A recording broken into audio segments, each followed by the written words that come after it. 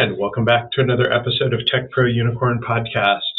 Today, we are going to be talking about marketing, and we have a guest who has written something that really has me very interested. He wrote a book called The Marketing Machine, and then he wrote another book called The Post-COVID Marketing Machine. So I'm very interested in the perspective around what's happening post-COVID, what changed the marketing world. So we're going to talk a lot about that. We're going to do that with Guy Powell. He's a global thought leader in marketing strategy and ROI, provides marketers with the strategies, the tools, and the tactics to continuously improve their marketing ROI and exceed their company's sales and profit goals.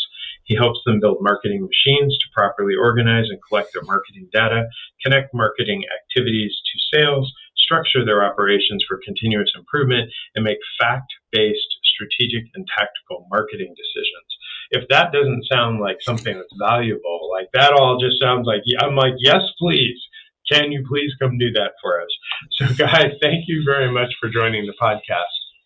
Thank you, and great to be here. And yeah, it is definitely a mouthful, but it is so hard to condense down what you do into a handful of words. So thank you for going through that. I love it. We can just start right out. You've written about 5 books. One of the latest ones was The Marketing Machine, and then you felt the need to come out with a post-COVID. It's literally called The Post-COVID Marketing Machine. What prompted you to go, wow, things have changed, that I need the same kind of content, but now we're going to talk about it because the world is a different place? Yeah, absolutely. Well, one of the things that is very critical, and even with the Marketing Machine book, is the most critical thing is you have to focus in on the consumer. Kind of obvious, but nevertheless, quite often, especially in analytics, marketers or marketing analysts and even marketing strategists, they get into the point where they're focusing on all this other stuff, and they kind of forget about what is it that makes a consumer buy your book or allows that consumer to buy your, in my case, a book or your product or your service. And that has to be at the center. So when I wrote Marketing Machine pre-COVID, I focused in on that. And then with post-COVID, COVID happened, and I was sitting at home, and I said, there is going to be some huge changes going on. And I did a whole bunch of interviews, and I started to really get a good handle on what changed. And what changed were really 3 things. Consumer purchase behavior changed. All of a sudden, people were not going to the store, they're buying online. And they're shopping online, and they're comparing, and they're investigating online. Now, that was probably already in place for some of the younger generations, maybe not as much so for the older generations. I know, and unfortunately, I'm probably more on the older side. And, I still wanted to go out to the store and touch and feel. And during COVID, all of a sudden things changed, and I realized I didn't have to touch and feel not everything. Certainly a lot of things, but not everything. And that right there was a big change. And and actually maybe it wasn't a change necessarily as an acceleration. So that process was already in place, but now the acceleration of that was just enormous. The second piece was that consumer media consumption behavior changed. So all of a sudden, we're not watching TV. We're not looking at our laptops in the same way we were before, our iPads or our phones. All of a sudden, that changed, and because we're now changing the way we're consuming media, that then meant that we're now changing the way that we're consuming advertising and marketing as it relates to that advertising. And so all of a sudden, marketers had to change. I mean, you went from being able to do ad-supported video on demand, and now it was subscriber video on demand. And so now it was, well, all of a sudden I lost half my audience. Where did they go? How do I get them back? And marketers really had to spend a lot of time figuring that out because the media consumption behavior changed. Then the third thing was the media response behavior. And so here I have the consumer sees your ad, and what do? Well, in the past, especially for the older generation, I would say, they'd say, well, I'm going to go out to the store. Let me go check that out. That'd be great. This Saturday, I'll go out. And now and it's really not a change as opposed to an acceleration and a super acceleration, I think, at that. Now they would see the ad and go immediately to the website. And you'll also see that the advertisers have responded, and all of a sudden QR codes are now important. And you can now, point your camera at the screen and get the QR code. It takes you right there. So all of a sudden, how we respond to media is very different, and it's different in that the trend was already there, but now it really, really accelerated in a big way. And so those are the three dimensions that I saw, and all of my interviewees saw. There were a couple of minor ones, but I think those were the big ones as it relates to consumer behavior and how they went to purchase things, how they consumed media, and then how they responded to that media. It's such a kind of an astute position, right? To be able to say, "Ooh, this is changing," right? And here's like the three ways that specifically it's changing, which as a marketer, I'm sure causes you a variety of different pivots, right? In what you do, where you spend your budgets. I know for us, we used to, right, marketing for us was, yes, we did webinars and we did all this like social media stuff, but we also got most of our clients by going to trade shows, right? And then in COVID, there was no trade show. They just went away. So we were like, ooh, much to your question of where did the customers go, right? Like ours was like, how do we get to them if they're not coming to these events, right? How do we get in front of them and still add value and still have great conversations?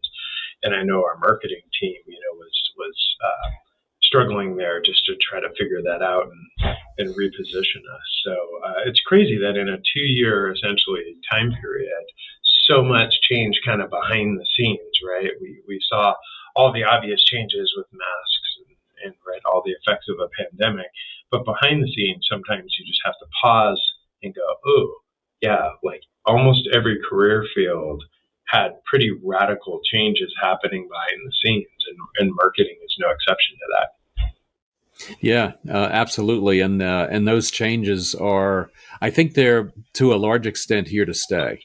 I don't think they're going to go back. Maybe a couple of small things, but generally I think they're here to stay. And to your point about winning clients at conferences and trade shows, that was exactly how we did it.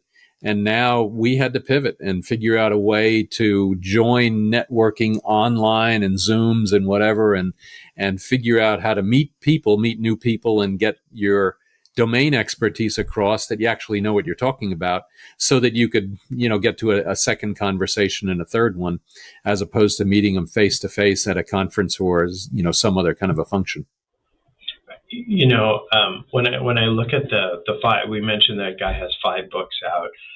The Marketing Machine, the Post-COVID Marketing Machine, the Marketing Calculator, the ROI of Social Media, and the Return on Marketing Investment. I'm shortening some of the subtitles on that. But so you've been doing marketing for a while, or you just wrote 5 books within 2 years, which is also quite possible, but I don't think so. So tell me a little bit about how you've had this career in marketing, and how does one find their way? Like my daughter, for instance, is taking marketing in college, and I'm like, you have no idea what you're even doing, right? You're just you think it's business, you think it's the sexy side of business. Talk to me a little bit about your kind of trajectory around marketing.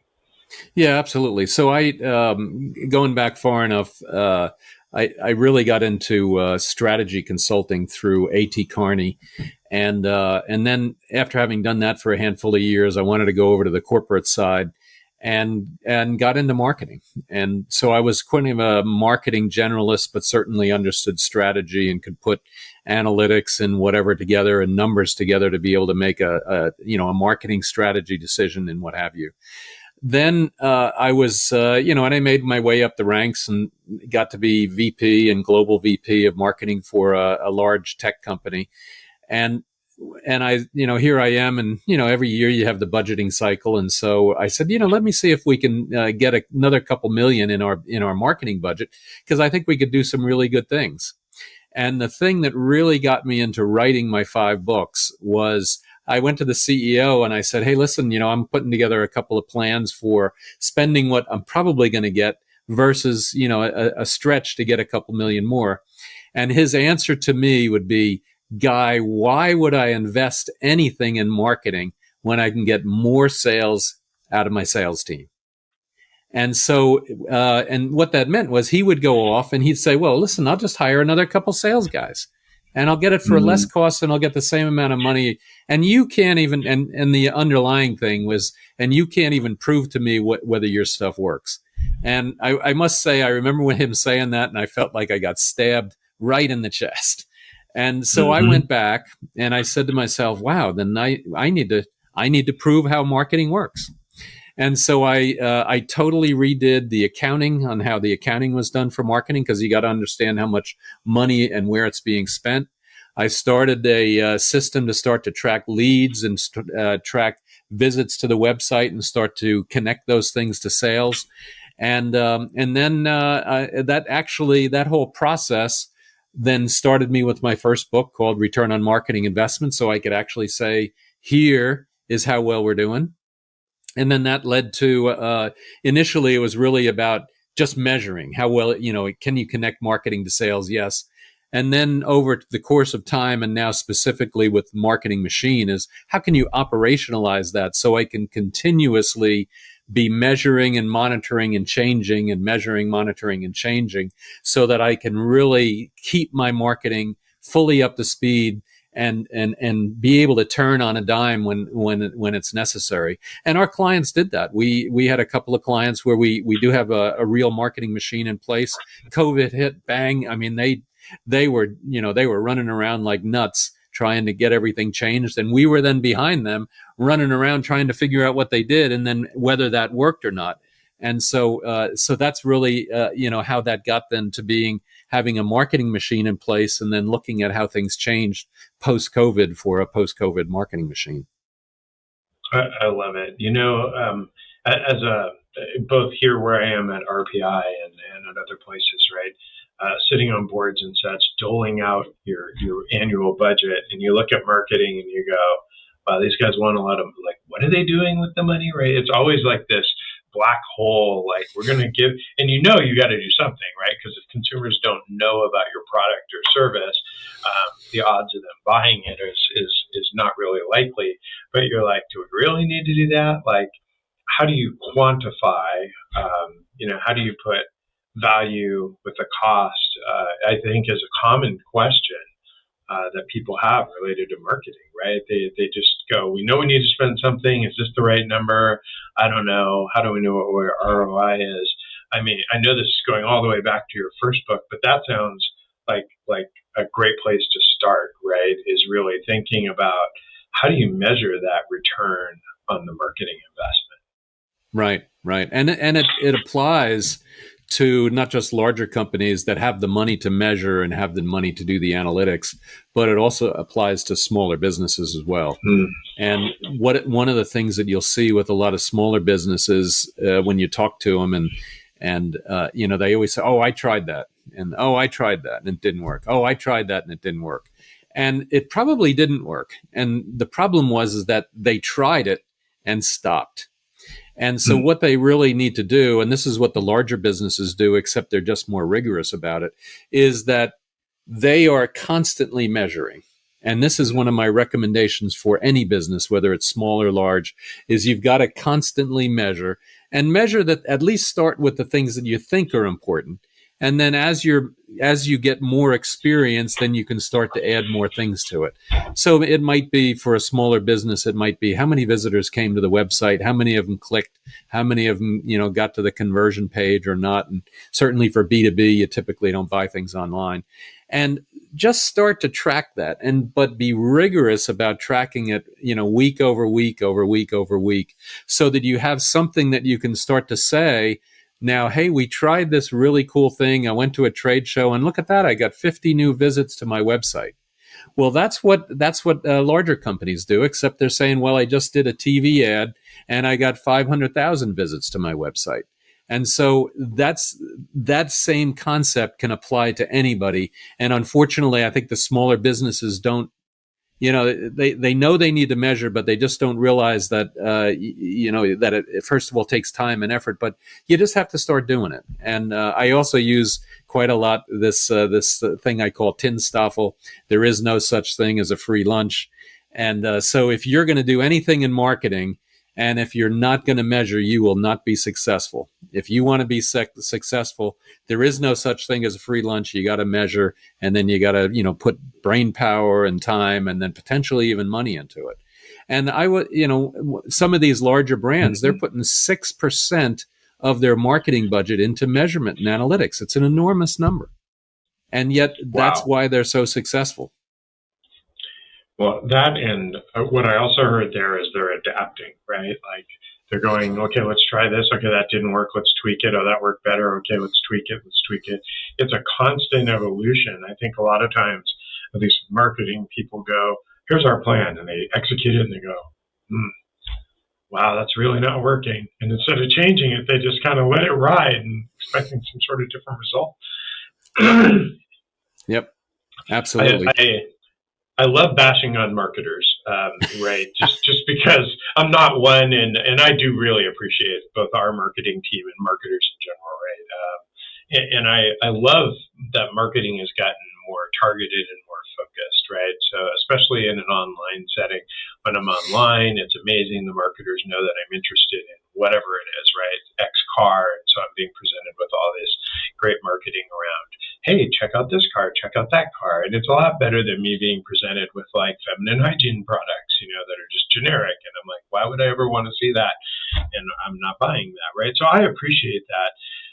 As marketers kind of get more focused and they listen and they read and they understand and they grow, what are some things that they're doing that are positives in what marketers put out there? Yeah, I think there's maybe two pieces to it, and then there's one piece where I think they're failing. The first piece is I think marketers generally have a very good creative, and there's no question that if you have a good creative, that's worth every penny. We did some work with Aflac, and that Aflac duck changed the business. It changed the industry. That whole industry of supplemental life insurance, if you get hurt and miss work, it won't hurt to miss work. That Aflac duck was just enormous. And the creative that went behind that really crystallized the, what the company does and gets the brand and the brand awareness going is critical. That's the first thing. The second thing is nowadays with, and you mentioned it, with digital being as strong as it is, even if you're a small or a medium-sized marketer, you can do so much online with the tools that are there and to be able to measure the success of those activities. And if you're a reasonably smart marketer, you're going to really be measuring in a consistent and continuous way so that you can really see what your results do and watch the long-term results. And, and I'm sure you do the same thing even with your podcast where you're looking at, how many views and downloads and whatever did I get. The last piece, though, I think where marketers don't do as good, and it's kind of funny, marketers, I think, forget who their customers are. So they have two types of customers. They have one, which is those people that are going to buy your company's products and services. And then you have the real customer, which is your boss and the C-suite. And I think marketers don't do a good job at selling and understanding what the requirements are. Sorry about that. No problem. What marketers do wrong is that they don't understand what the requirements are of that consumer, because that consumer is the one that's buying your services. And so that's where I think marketers really need to, to switch their mentality around to realize that they do have two kinds of customers. It's so funny to me when, marketers, really people in any corporate setting, get so detached, right? It's so easy to sit in an office setting or remote and to not really understand what is the core business of the company that you work for. Who are the consumers, right? I call them personas. Whenever somebody comes to me and they want a technology solution, I'm like, who's the end customer? And they'll be like, oh, it's, this group of people. I'm like, that's not what I'm asking. I want to know who the end customer is. I want you to give it a name. I want you to give it a face. And I want you to tell me everything about that person. I want to know when they get up, What do they do? What devices do they use? Is their phone on their bedside in the morning when they get up and they consume information via a mobile device first, and then they go log on to a computer? And then what time, when do they consume their stuff? Well, I don't know. Okay, well, go figure that out, right? Because that drives what I need to do with technology and what technology I need to bring to bear on the business problem. And it blows me away how many times people are just trying to solution for something, whether it be marketing or technology, without understanding that end customer. They don't know anything about this person, but they're coming up with a strategy for what I don't know, but they're going to come up with a strategy. Yes, that is very true. Even one of our biggest clients, I am surprised at, I would say, 2/3 of the marketing team, and they've probably got maybe 40 people in their marketing team. I would say 2/3 of them really don't understand what the product does and why their consumer buys it. And I'm blown away by it. And as an outsider, and where you want to do consulting or strategy for them, we spend a lot of time really understanding and digging beneath the covers to understand, well, why does somebody buy it, and why do you buy one version of it, and why does that person over there buy a different version, or why do you buy from the competition and not from me, and what's it going to take to get you to switch from what you're buying today over to my product. And those are the questions that are critical. And I think that that applies so much so across the board. And unfortunately, I think a lot of the mid-tier on down really don't understand that. And even maybe some of the senior folks on these marketing teams really just don't, they don't have a firm grasp on exactly how that's working. I use marketing as an example all the time, right? And I kind of it's a rip on Nike. I'm not a big fan of Nike, and I say Nike is a really great marketing company that happens to have shoes as a product. Adidas is a pretty good marketing company that happens to make great shoes, right? And the difference there is one is all about marketing, right? These shoes that if you ever really wear Nikes, they're pretty uncomfortable. Like their style, it's all about the style. It's all about, the brand. And, I've got my Air Jordans. I take them off as soon as I get home because they're really an uncomfortable shoe, right? They're not a great shoe. None of these Nikes are great shoes. Sorry, people who wear Nikes. And Adidas makes a great shoe, but they're not as splashy and flashy. The brand isn't as strong maybe as Nike, right? And that isn't about the shoe manufacturing. That's about the marketing teams, right? And the penetration and the exposure and the strategy that those guys had. And, building that connection between the consumers and their products. Nike wearers are loyal. They will wear Nikes regardless of how uncomfortable those shoes are. They will wear them religiously every day. They will only wear Nikes. Everything in their closet is a Nike. They'll go buy Cole Haans because they have a Nike insole in them or something. It's crazy how loyal they are in building that brand. And that's not a shoe play. That was a marketing play. Well, and I think though the marketers, and I think, and I agree with what you're saying, is that marketers need to understand that it's not about function. It's also the emotion. And if you can make the emotional connection through the brand, which would be my definition of the brand, is kind of what is the emotional value I get out of the product, then I'll be a lot more loyal and I'll be willing to pay higher prices. And that really makes the difference for a marketing company as opposed to a kind of a product company. And as a matter of fact, I was talking to a friend of mine this morning, and he had just come out of Germany, and he said, yeah, we changed the way our company was marketing over there from being a function and feature focused company to an emotional, creative impact kind of a company. And they were able to grow sales by like 15% just because they added that emotional piece to their marketing mix. It's interesting. Companies that do, not a ton of marketing, things like Apple, right? Like I drove by a billboard the other day. It was just the most gorgeous picture. And I was like, wow, like, what's that? Is that like a travel ad? Is it that? Like, what is that? And at the bottom it said, Apple iPhone 13. And I was like, oh, you're not even showing me a picture of the phone. You're not telling me about the features. You're just showing me, look at this amazing picture that you can take with the which created an emotional response in me to be like, wow, right? Like Apple's just brilliant when it comes to how they create these connections. And there's nothing wrong with your phone, but the next phone comes out and you see a beautiful billboard, and sure, there you are paying $1,000 for a new phone and getting rid of your perfectly good old phone. Like they just have everyone trained, right? It's kind of crazy. Yep. How true, how true. And that is, how they've been able to be so successful is they really do, play on that emotion of innovation and, and fear of missing out and all of those emotions that go into that. And then of course the beautiful styling, the Mac, one of the things I went to a conference one time and one of the things that the guy talked about, and he was a kind of a designer, he said, Macs have round corners because square corners are associated with pain. If you get hit by something with a sharp corner, there's pain, but you're not going to be cut or injured because there's a round corner on something. And that subliminal message of the fact that they've got round corners and everything has been designed to be able to take advantage of that it's just phenomenal. It's just phenomenal.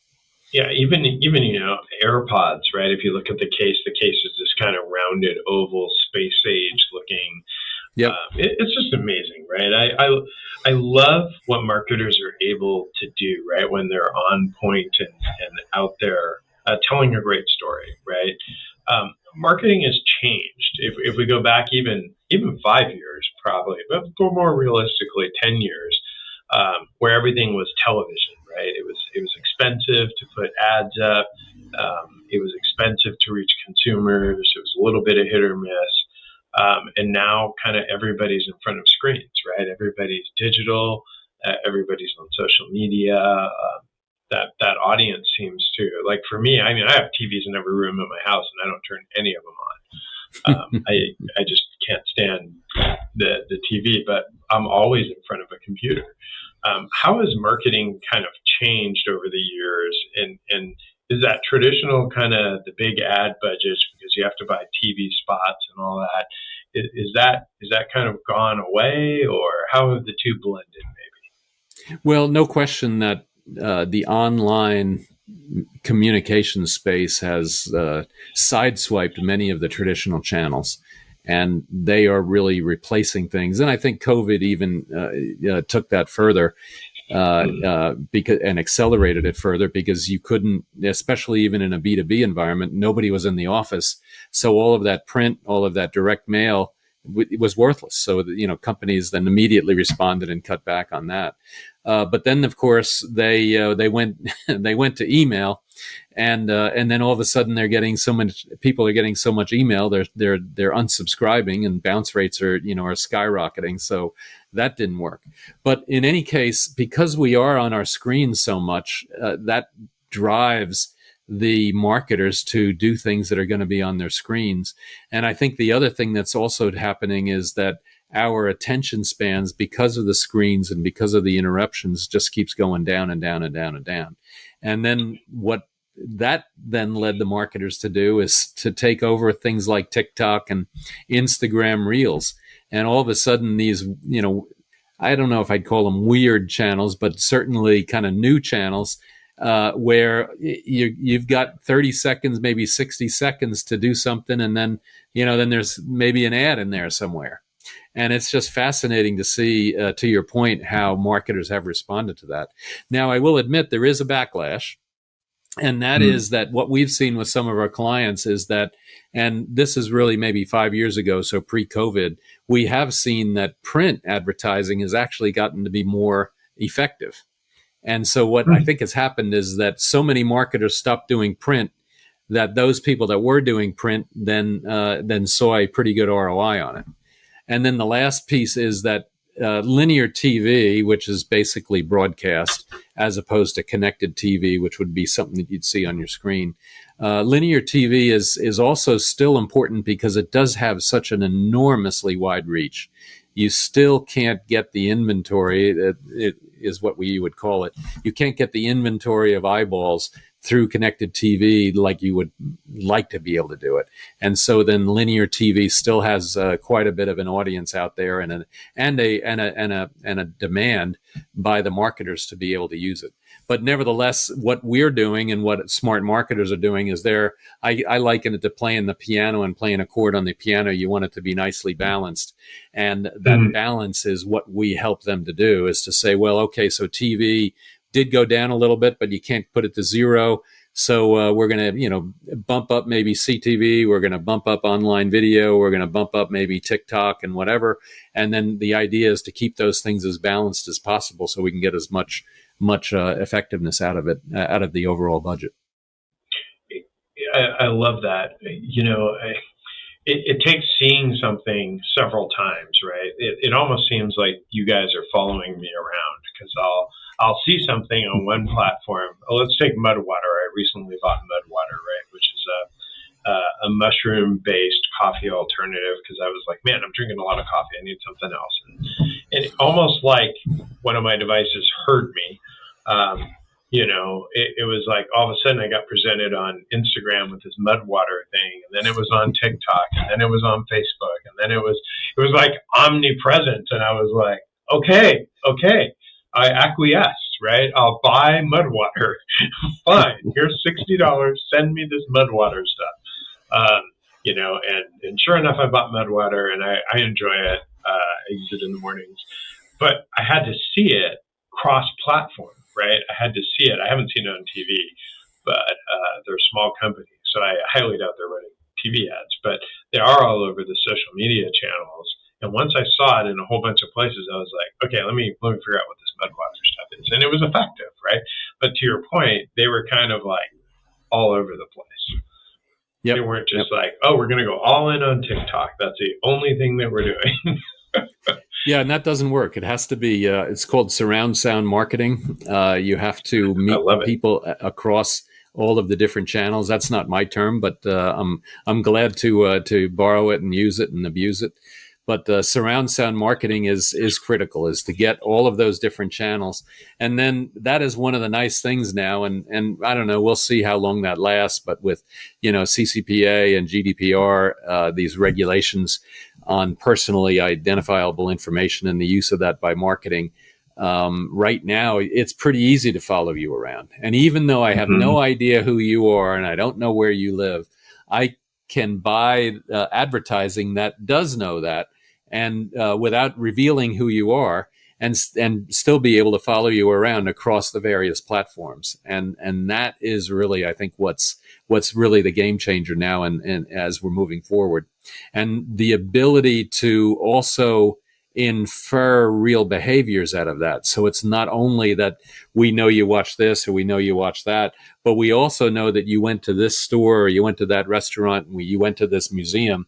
And because I know all of that, I can infer different behaviors to you, and then potentially provide you something that really fits in with that behavior. I love it. That's really going back to the data that we kind of talked about, right? Like, there's so much more data available, I think, to marketers about their consumer, right? Regardless of the industry, whether you're a retailer or a service provider or a hospital, right? There's all this data available to you about your consumers, your customers, and what they're doing. And, with that, there comes the ethics conversation, right? That quickly follows. Like, what do we do with that? And I really, truly, when I gave the example of feminine hygiene products versus a car, I appreciate that if my data is going to be out there, that marketers use it and they want to sell me something that I might actually be interested in, or they want to market things. I appreciate that versus, feminine hygiene products, which I'm annoyed by and I'm not going to buy. And it's just making me close ad boxes. And then Google says, why'd you close this ad? Well, because it's for something that I'm totally not interested in. And you should probably talk to Guy, and he'll help you with your marketing strategy, and you'll present something that I am interested in, right? And I'll probably buy it, right? Because I bought, I bought Mudwater, so that was effective. And I'll overshare. I also bought Colon Brew because for the same concept, it was like presented everywhere. And I was like, oh, I can lose weight by eating a powder. And then I read the ingredients. I'm like, oh, this is just Metamucil at $60. Better marketed, right? I'm like, that's great. That's great. I'm a sucker. You guys are highly effective. I'm somewhat frightened. Um, so when we talk about, use the term B2B, which for folks listening that are unfamiliar with that term, that's a business to business relationship. So business selling to businesses versus business selling to consumers, like Best Buy. Best Buy sells to consumers, they also sell to businesses, but for the most part, their primary target market is business to consumers. A lot of people say, well, if I start a business, isn't it easier to start a business doing B2B versus B2C because I have less and more? How does that change the marketing game when you're marketing to businesses versus, the public at large or consumers? Yeah, and I think one of the problems with terms is always a challenge. When I think of B2B, the way I define it is that the business is consuming your product. So they're buying paper and they're consuming paper for their printers. They're buying ink, they're buying whatever it is, and they are consuming it. Whereas then, of course, a consumer is kind of the individual, which is buying products for them to consume. So it might be food or whatever it happens to be. So in B2B, the consumer is the business. They are buying it to consume it. They are not buying it to resell it, which is a real clear distinction. So if I sell to a business, a retailer, and they then sell it to a consumer, that's B2C. And so we need to make sure that we have our terms right. That's the first thing. The second thing is that with B2B, unless you're buying a really just something that's incredibly inexpensive, everything has a committee related to it. Now, in the committee, the purchase committee, there could be a purchasing person, a finance person, a legal person, the actual consuming department, and then maybe a handful of other people. And so the consumers there are really a purchase committee. Now, technically in the home, there's a purchase committee as well. It's the mom and the kids, and the mom is saying, hey, no, you can't have any more Oreos, but yes, I want more Oreos, or the mom and the dad are going, hey, I want a man cave, and the mom is saying, I don't think so. So there is kind of a committee on the consumer side as well, but not as strict or as rigid as it might be on the B2B side. And then the last thing is on the B2B side, because the products or the services that you might be buying are so complex that you typically then have what's called a moderated sell. You have a salesperson that's going to be doing the actual communication of how to apply what we are selling to make sure that it actually fits better and less expensively than some other competitive product. Now, the last piece is also kind of funny, is that there is just as much emotion in that sale on the B2B side as there is on the consumer side. On the B2B side, the emotions are all about job security and whether I can not only keep my job, but get a raise. I can be a hero. I can get recognition. So the emotions are different, but they're just as strong. It used to be, I used to compete against IBM, and for us to supplant IBM with our product, we had to be 20% cheaper and 20% faster. And then only then was it possible that the buying person, the specifier, would say, okay, well, let's try it. And then let's see if it'll work, and et cetera, et cetera. We had a better product, but we had to be cheaper because that brand, I cannot lose my job if I recommend IBM. So that emotion right there is very critical to businesses. And it's just different types of emotions versus what you might find on the consumer side. I love that. I used IBM a lot. I used to say, I used to use them as the stagnant player, right? Because they have a lot of brand recognition, but for somebody who's in innovative technologies, they're not seen as like the innovative technology, right? They're seen as this big behemoth that kind of waddles around. And so we used to joke and say, well, we're not using IBM, meaning just, and IBM's great. For all my friends, I have a lot of friends that work at IBM or some of their subsidiaries. I'm not bashing IBM. Big Blue's wonderful. Love Big Blue. But it's interesting, and I love that it's really the same game, right? still selling an emotional sale. You're still having to make a connection. You're still so those core foundational principles remain. The buying committee at my house is my wife. She'll tell me what I can and can't buy. And when I don't consult her, the committee issues a memo. Yes, how true. I also wanted to point out, we didn't talk about it in the intro, but you have your own podcast, and it's the backstory on marketing, which is the link will be down below, but it's at themarketingmachine.prorelevant.com, which is a really interesting site because there's all the stuff about Guy and his books and such, but there's also some good getting started stuff. There's an offer out there.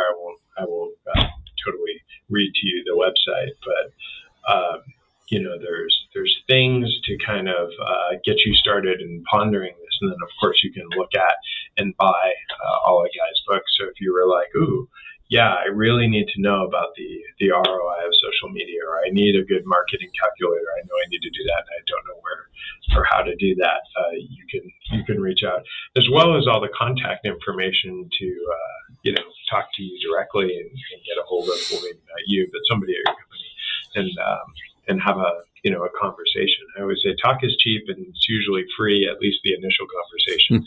So reach out and talk to folks. So lots of good stuff, and thank you for spending the time and really talking about everything marketing. And I just really love that it did change. The world did change, and to your point, it isn't going back. So really starting to rethink how we live in this new dynamic. And your book, The Marketing Machine Post-COVID, seems just spot on relevant and a great read for folks. That just came out recently too, right? That hasn't been out. Yeah, it's been out about I'd say about 2 months. So yeah. Okay. Yep, and Post-COVID Marketing Machine, and like you said, marketingmachine.prorelevant.com, and there's all kinds of good stuff out there, and there is a freebie. Go there and find out what it is. I won't tell you, but that'll be my tease to go out to the site. I love it. Well, Guy, thank you for sharing all your years of marketing expertise, for writing 5 books. It's a labor of love. We were talking about it earlier. There's no movies going to be made about Guy's books, so he's probably not going to be getting independently wealthy off the books. People that write these books really do it to share their experiences and their knowledge, and with the intent of helping other people. Yeah. So Absolutely. Thank you for writing those books. Thank you for your podcast, which is another media. So if you're like, ooh, I don't really read books, great, go listen to Guy and his podcast. You can find that where all podcasts are. And then thank you for joining this humble podcast and sharing the knowledge and talking about marketing with us. Absolutely, Michael. Thank you so much. Really appreciate being on.